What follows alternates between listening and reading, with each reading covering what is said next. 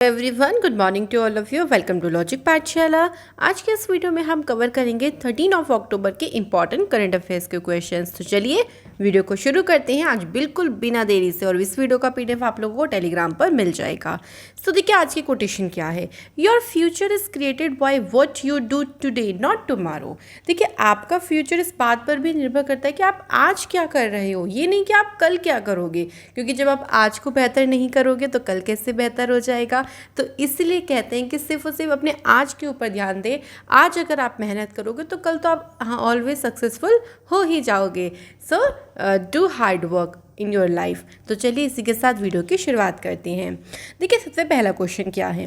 पहले क्वेश्चन में बोला है कि इंडियन आर्मी चीफ जो कि कौन है, जनरल मनोज मुकुंद नरवानी, ये अभी 5 दिन की जो है वो अपनी यात्रा शुरू करेंगे। बताना है कौन से देश की शुरू करेंगे। सो कहाँ जाएंगे ये जाएंगे भाई श्रीलंका में। ठीक है, आप आंसर यहाँ पर क्या हो जाएगा, ऑप्शन नंबर डी। अब हम थोड़ा सा बाकी ऑप्शंस के बारे में बात कर लेते हैं। सबसे पहले देखिए नेपाल। नेपाल से मैंने अभी आपको बताया था हाल फिलहाल में कि इन्होंने इंडिया और नेपाल ने मिलकर जॉइंट पेट्रोल या आप कह लो कि स्मगलिंग को कंट्रोल करने के लिए संयुक्त रूप से गश्त शुरू करी थी। और इंडिया और नेपाल के बीच में अभी एक एक्सरसाइज भी हुई। कौन सी एक्सरसाइज है वो, सूर्य किरण नाम से। ठीक है, ये आपको ध्यान रखना है। सेकेंड है देखो बांग्लादेश। अभी देखो हाल ही में महात्मा गांधी जी की जब जयंती थी, 152nd जयंती थी इस बार। इस अवसर पर कौन से देश में, बांग्लादेश में महात्मा गांधी म्यूजियम का इनॉग्रेशन किसने किया था, नरेंद्र मोदी जी ने किया था। ठीक है, इसके बाद आपको एक और ध्यान रखना है, क्या है आपका आ जाएगा आपका यूएई। वैसे बांग्लादेश से आप एक और चीज़ ध्यान रख सकते हो। देखिए कि बांग्लादेश के प्राइम मिनिस्टर शेख हसीना जी को SDG प्रोग्रेस अवार्ड दिया गया था। बांग्लादेश की ही एक आप कह लीजिए पर्सन है फेरोज़ फैज़ा बीथर, इनको चेंज मेकर अवार्ड दिया गया था। ठीक है, अब बात आती है देखिए UAE। तो UAE ने अभी हाल ही में देखो अनाउंसमेंट करी है net zero green house emission की कब से 2050 तक के लिए। ओके, और UAE ने एक और अनाउंसमेंट करी है कि वो जो मार्स और जुपिटर हैं उनके बीच में एस्ट्रॉइड जो हैं वहाँ पर लैंड करने के लिए वो क्या करेगा, एक प्रोब यानी एक तरीके से जांच भेजने की वो पूरी योजना जो है वो बना रहा है। हाल फिलहाल में UAE के द्वारा ग्रीन वीज़ा को भी लॉन्च किया गया। तो ये सारी बात तो हो गई। चलिए बाकी कंट्रीज से अब आ जाते हैं हम अपने क्वेश्चन पे। तो यहाँ पे देखिए करेक्ट आंसर था श्रीलंका।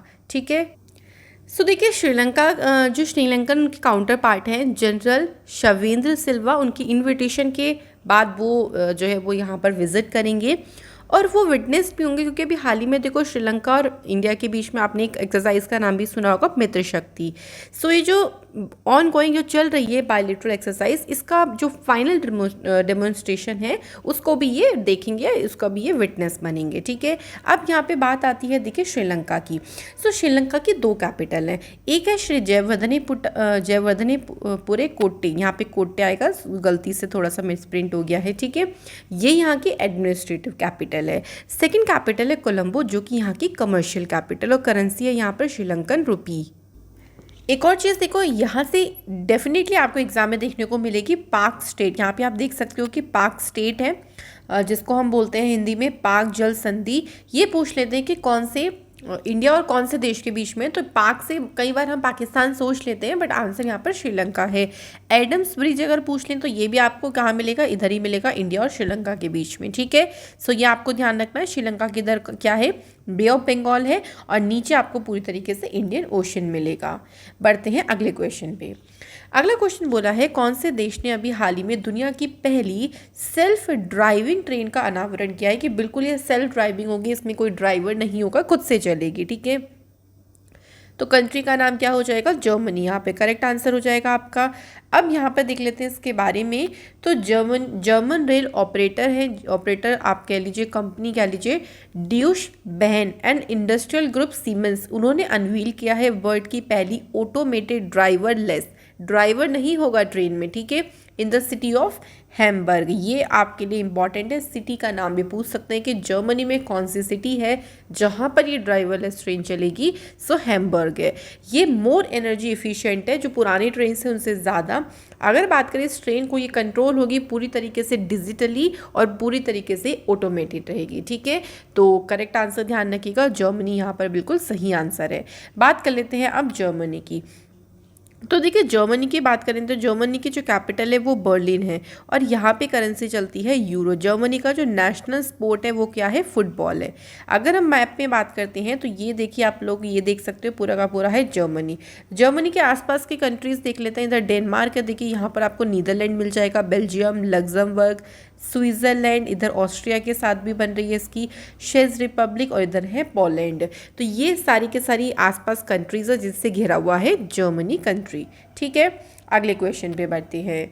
अगला क्वेश्चन बोला है who participated in the G20 extra ordinary leaders summit, जो कि आपका अफगानिस्तान में हुआ है वर्चुअली तरीके से। इसमें बताना है कि पार्टिसिपेट किसने किया है, तो भाई इसमें नरेंद्र मोदी जी ने पार्टिसिपेट किया है। अब देखो कुछ हम बात कर लेते हैं नरेंद्र मोदी जी ने हाल में क्या किस कहाँ कहाँ पार्टिसिपेट किया है, इससे रिवीजन हो जाएगा। सबसे पहले तो आपने सुना होगा शिक्षक पर्व। तो शिक्षक पर्व 2021 का जो उद्घाटन है वो नरेंद्र मोदी जी ने किया था। इसके अलावा जो स्टेट ऑफ आर्ट सरदार धाम भवन है, जो कि इसका इनॉग्रेशन अहमदाबाद में किया गया था, इसका भी इनॉग्रेशन नरेंद्र मोदी जी ने किया था। इसके अलावा एक और ध्यान रखिएगा, संसद टीवी, जिसको मर्ज करके बनाया गया है लोकसभा टीवी और राज्यसभा टीवी, इसको लॉन्च नरेंद्र मोदी जी ने किया। इसके अलावा इंडिया को SCO समिट में रिप्रेजेंट किया है नरेंद्र मोदी जी ने। तो ये सारी चीज़ें हैं जो आप लोगों को ध्यान रखनी है। अब आ जाते हैं इस क्वेश्चन पे। तो ये जो G20 एक्स्ट्रा ऑर्डिनरी लीडर्स की मीटिंग है, देखो इटली के द्वारा इसे पूरी तरीके से आयोजित किया गया था और जो G20 के इस टाइम पे अध्यक्ष भी है, जिसमें G20 की जो मेजर इकोनॉमिक्स आपके लोग प्रमुख अर्थव्यवस्थाएं शामिल है। इसका एजेंडा क्या था, देखो यहाँ पे डिस्कशन किया गया है ह्यूमैनिटेरियन नीड्स, भाई मानवता को किस चीज़ की ज़रूरत है ना, और जो हमारी आजीविका के लिए बेसिक ज़रूरतें हैं, बेसिक सर्विसेज है, इन सभी के बारे में यहाँ पर डिस्कशन किया गया। अब अगर बात करें हम G20 की, तो G20 में देखो 20, इसका मतलब इसमें 20 कंट्रीज इंक्लूडेड है, मतलब 20 है, 19 तो कंट्रीज और एक इसमें क्या है यूरोपियन यूनियन, तो टोटल मिला के ग्रुप ऑफ 20 है ये। ठीक है, इसका मेन वर्क ही क्या होता है, ये एड्रेस करता है मेजर इश्यूज जो कि ग्लोबल इकोनॉमी से रिलेटेड होते हैं, उनको एड्रेस करता है ये समूह, जिसे हमने बोला है G20। ठीक है, बढ़ते हैं अगले क्वेश्चन पे। इसके बाद बोला है नीति आयोग की United Nations development programme handbook, इसको लॉन्च किसने किया है। ठीक है, इसे लॉन्च देखो न्यू दिल्ली में किया गया, ये भी ध्यान रखिएगा, और इसे राजीव कुमार ने जो है वो लॉन्च किया है, जो कि नीति आयोग के वाइस चेयरमैन है। ठीक है, अब इसमें क्या है, देखो ये जो पूरा का पूरा डेवलपमेंट प्रोग्राम है ना, ये जो प्लास्टिक वेस्ट है उसको हम कैसे मैनेज कर सकते हैं, है ना, इसके बाद में डिस्कशन किया गया। प्लास्टिक वेस्ट वैल्यू चेन पूरी उसके कंपोनेंट है, कैसे हम इसको सॉल्व आउट कर सकते हैं, मतलब ओवरऑल एक तरीके से ना प्लास्टिक वेस्ट के ऊपर यहाँ पर ओवरव्यू किया गया। यहाँ पे बात आई है देखो नीति आयोग की। सो नीति आयोग जो फॉर्म हुआ था वो हुआ था 1 जनवरी 2015। पहले इसके प्लानिंग कमीशन यानी योजना आयोग के नाम से जानते हैं। इसका जो हेडक्वार्टर है वो न्यू दिल्ली में। इसके जो चेयरपर्सन है वो कौन है, नरेंद्र मोदी जी। ठीक है, जो प्राइम मिनिस्टर होते हैं वो इसके चेयरपर्सन होते हैं। तो चलिए इसी के साथ अगले क्वेश्चन पे बढ़ जाते हैं। अगला क्वेश्चन देखिए, बोला गया है इंडिया ने एक टारगेट रखा है, यहाँ पे हमें बताना है कौन से साल तक का, और वो टारगेट क्या है कि वो अचीव करे 450 गीगावाट की रिन्यूएबल एनर्जी इंस्टॉल कैपेसिटी। ये जो कैपेसिटी है ना, इतनी कैपेसिटी को हासिल करने के लिए इंडिया ने कौन से वर्ष तक का एक लक्ष्य या फिर एक किलो की एम रखा है। सो आंसर है 2030। तो 2030 तक का ये पूरा का पूरा टारगेट रखा गया है। 39% अगर हम बात करें जो इंस्टॉल कैपेसिटी है वो कहाँ से कि कौन से उसके सोर्सेज है, वो है नॉन फॉसिल बेस्ड, जो कि गैर जीवाश्म आधारित स्रोत हैं, वहाँ से 39% की जो कैपेसिटी है वो प्राप्त होती है। इंडिया ने देखो approximately 1 million tons of annual green hydrogen production का टारगेट भी रखा हुआ है 2030 तक का। ठीक है, तो ये कुछ टारगेटेड हैं जो कंट्रीज रखती हैं और उसको फुलफिल करने की भी पूरी कोशिश करती हैं। अगला क्वेश्चन है देखिए, हु एड्रेस्ड, किसने संबोधित किया है हाई लेवल मीटिंग को जो कि मार्क करता है 60th anniversary of non aligned movement. इसके बारे में भी बात करेंगे क्या है, और ये पूरी की पूरी जो मीटिंग है ये बेलग्रेड सर्बिया में हुई है। इसको संबोधित किसने किया है, तो यहाँ पे आंसर हो जाएगा option number D, Meenakshi Lekhi. अच्छा, मीनाक्षी लेखी के पास कौन सा डिपार्टमेंट है, ये एक्सटर्नल अफेयर जो मिनिस्ट्री है उसमें स्टेट को, ये स्टेट को रिप्रेजेंट करती हैं। तो minister of state for external affair है जिन्होंने एड्रेस किया है इस हाई लेवल मीटिंग को। अब इस हाई लेवल मीटिंग में क्या है, देखो ये जो NAM है ना, ये एक फोरम है जिसमें 120 डेवलपिंग जो वर्ल्ड स्टेट्स हैं, आप जो कंट्रीज हैं वो इसमें शामिल है, और यूनाइटेड नेशन के बाद ये सबसे बड़ा ग्रुप ऑफ स्टेट है पूरी अगर हम बात करें दुनिया में। ठीक है, तो ये इसके बारे में आप लोगों को ध्यान रखना है बातें। अगले क्वेश्चन की तरफ आगे बढ़ते हैं। तो बोला गया है, देखिए हाल ही में देखो who inaugurated a training programme on the sandalwood farming. भाई चंदन की खेती के बारे में एक प्रशिक्षण कार्यक्रम होगा, और इसके साथ साथ हेल्थ के प्रबंधन पर भी एक जो ट्रेनिंग प्रोग्राम है इसको रखा गया। इसको इनॉग्रेट किसने किया है, तो यहाँ पे आंसर हो जाएगा, देखिए करेक्ट, गिरिराज सिंह। अच्छा, इनके पास मिनिस्ट्री कौन सी है, तो इनके पास है rural development and Panchayati Raj ministry. ठीक है, इन्होंने इस पूरे के पूरे ट्रेनिंग प्रोग्राम को इनॉग्रेट किया। ये जो इनॉग्रेशन हुआ है ये मिलके हुआ है किसके साथ, institute of would science and technology Bengaluru के साथ मिलकर इसको शुरू किया गया। अगर सैंडलवुड की बात करें यानी चंदन की बात करते हैं, तो विश्व स्तर पर इंडिया और ऑस्ट्रेलिया ये सबसे बड़े चंदन के क्या हैं, ग्रोअर्स यानी उत्पादक है। ठीक है, और इस प्रोग्राम में देखो बेसिक चीज़ें बताई गई हैं कि जो इंडियन सैंडलवुड है उसके बेनिफिट क्या क्या हैं, सीड हैंडलिंग के बारे में बताया गया, नर्सरी की टेक्निक्स के बारे में बताया गया, और किस तरीके से हम प्लांट की हेल्थ को मैनेज कर सकते हैं, उसको जीवित रख सकते हैं, ग्रो करने में उसमें हम क्या क्या यूज़ कर सकते हैं। इन सब के बाद जो बेसिक चीज़ें हैं इसके बारे में यहाँ पर बात करी गई। ठीक है, तो गिरिराज सिंह ने इसको इनॉग्रेट किया। अगला है कौन सा स्टेट है या फिर कौन सा यूटी है, ठीक है कुछ भी हो सकता है, जिसने देश के मेंटर प्रोग्राम को शुरू किया है, लॉन्च किया है, तो देखिए करेक्ट आंसर हो जाएगा दिल्ली। अच्छा, आपको कुछ टाइम पहले इसके बारे में एक न्यूज़ भी आई होगी, देश के मेंटर प्रोग्राम, तो दिल्ली ने इसका ब्रांड एम्बेसडर किसे चुना है, ये ध्यान रखिएगा, सोनू सूद जी को चुना है। तो 2 क्वेश्चन यहाँ से बन सकते हैं। अब इसमें होगा क्या, देखो ये एक तरीके का मेंटरशिप प्रोग्राम है, 2 से लेकर 6 महीने तक का होगा इसमें। और इसमें देखो एक तरीके से जैसे क्लासेस होती है ना, 9 to 12 क्लासेस होती है, उसमें एक तरीके से ऑप्शनल होगा, मतलब एक तरीके से यहाँ पे उनको मेंटर आप कह लो कि उनको मतलब उनके करियर के लिए, वो आगे अपनी लाइफ में क्या करना चाहते हैं, उन सभी के लिए उनको एक गाइडेंस प्रोवाइड करी जाएगी। तो उसके लिए डेडिकेटेड मेंटर्स उनको अपॉइंट किए जाएंगे जो कि उनको गाइड करेंगे इस प्रोग्राम के तहत।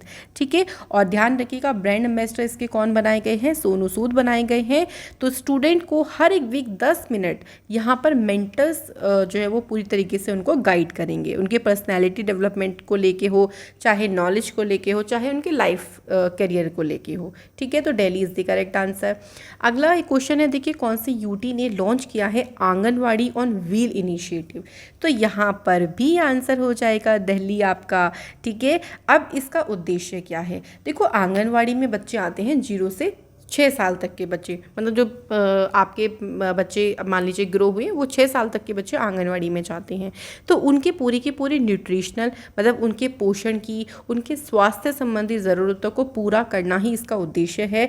ऐसे बच्चे जो चाइल्डहुड केयर उनको मतलब एक तरीके से देना चाहिए, या फिर उनको एजुकेशन प्रोवाइड करनी है थ्रू आंगनवाड़ी वर्कर्स के थ्रू, तो वो यहाँ पे एक बसेस होंगी, देखो ये व्हील्स यानी चलती फिरती आंगनवाड़ी बसेस होंगी, जहाँ पर बच्चों को पूरी तरीके से केयर हो या एजुकेशन हो, ये सारी की सारी चीज़ें प्रोवाइड करी जाएंगी। और ये जो स्कीम है ना, इसको इंटरनेशनल गर्ल चाइल्ड डे 11 अक्टूबर को जो मनाया गया था उसके ओकेज़न पर इसको लॉन्च किया गया।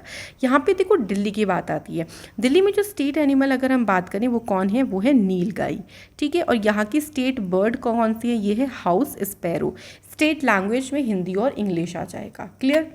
अगला क्वेश्चन है, देखिए कौन सा स्टेट है जिसने मेरा घर मेरा नाम स्कीम है इसको लॉन्च किया है, तो ये है पंजाब। पंजाब सरकार ने इसको लॉन्च किया है। पंजाब के इस टाइम पे चीफ मिनिस्टर कौन है, चरणजीत सिंह चन्नी, उन्होंने ही इस स्कीम को लॉन्च किया है। अब इस स्कीम से होगा क्या, देखो इसका ये मेन जो पर्पस है, उद्देश्य है, वो है एक तरीके से प्रॉपर राइट देना किन लोगों को, लाल डोरा ऑफ विलेजेस, मतलब जो लाल डोरा में रहने वाले लोग हैं, जो इस कस्बे या गांव में रहते हैं ना, उनको उनका जो प्रॉपर्टी है ना, उनको पूरी तरीके से उसका हक देना ही इस स्कीम का मेन उद्देश्य है, जो कि पंजाब की सरकार ने शुरू किया है। अगला क्वेश्चन है, कौन सा स्टेट या यूटी है जिसने अपना पहला टूरिस्ट विलेज प्रोजेक्ट को शुरू किया है? So the correct answer is Jammu Kashmir. So Jammu Kashmir में इसको शुरू किया गया है टूरिस्ट विलेज प्रोजेक्ट। इसके तहत देखो 75 विलेजेस को यहाँ पर टारगेट रखा गया है कि इनको डेवलप किया जाएगा as a model tourist villages में। अच्छा, मॉडल टूरिस्ट विलेजेस में क्या होगा देखो, तो यहाँ पे देखिए क्या होगा, जब इन गांव में जब लोग आएंगे, है ना, जो टूरिस्ट हैं वो आएंगे, तो वो यहाँ के डोगरा कल्चर के बारे में उनको जानकारी दे सकेंगे, और यहाँ का जो सिंपल लिविंग स्टाइल है, यहाँ का जो कुजीन है, वो इसका आनंद ले सकेंगे। तो उसके लिए कुछ गांव को सिलेक्ट कर लिया गया है as a model tourist villages में। ओके, सो दैट क्लियर हो गया बिल्कुल। अब देखो जम्मू कश्मीर पे आते हैं, तो जम्मू कश्मीर की 2 कैपिटल है, श्रीनगर और जम्मू। मनोज सिन्हा यहाँ की लेफ्टिनेंट गवर्नर हैं। जम्मू कश्मीर को जाना जाता है इंडिया स्विट्ज़रलैंड, है ना, ये बोला जाता है क्योंकि स्विट्ज़रलैंड को बहुत सुंदर है, धरती का स्वर्ग भी कहते हैं, तो इंडिया का जो स्विट्ज़रलैंड है वो जम्मू कश्मीर है। और यहाँ पे देखो वैलीज़ हैं, रिवर एंड केव्स भी बहुत हैं, और ये जाना जाता है अपने सेफ्रोन के लिए, एप्पल्स के लिए, हाउस बोट के लिए, और यहाँ पे आपको मिल जाएंगे पिलग्रिमेज साइट जैसे कि अमरनाथ एंड वैष्णो देवी। ओके, और कुछ नेशनल पार्क दिखे जैसे कौन कौन से हो गए, दाचीगाम नेशनल पार्क है यहाँ पे, किश्तवाड़ नेशनल पार्क भी है यहाँ पे, इसके अलावा सलीम नेशनल पार्क है, और एक और नेशनल पार्क है यहाँ पे हेमिस नेशनल पार्क। ठीक है, बायोस्फीयर रिजर्व की बात करें तो यहाँ पे गुलमर्ग बायोस्फीयर रिजर्व है, ये आपको सभी को ध्यान रखना है। क्लियर। अब आ जाते हैं हम लोग शॉर्ट न्यूज़ पे फटाफट से। सबसे पहला देखिए क्या है, अर्थ साइंस मिनिस्ट्री के जो नए सेक्रेटरी अपॉइंट हुए हैं वो हैं एम रविचंद्रन। ठीक है, इनको अपॉइंट किया गया है। तो चंद्रन से चंदन बनाओ, चंदन ग्रो हो कहाँ पे होगा, धरती पे तो ग्रो होगा ना, तो अर्थ साइंस, और अगर हम उसमें साइंस टेक्नोलॉजी का यूज़ करें तो वो और अच्छे से ग्रो हो सकता है। तो ऐसे आप याद कर सकते हो। अगर मिनिस्ट्री ऑफ अर्थ साइंसेस की बात करते हैं तो ये फॉर्म हुई थी 29 जनवरी 2006 को। इसके बाद है फॉर्मर एसबीआई चेयरमैन जो कि रजनीश कुमार है, इन्होंने ज्वाइन किया है भारत पे बोर्ड एज अ चेयरमैन। तो इनको भारत पे के बोर्ड में एज अ चेयरमैन जो है वो ये शामिल हुए हैं।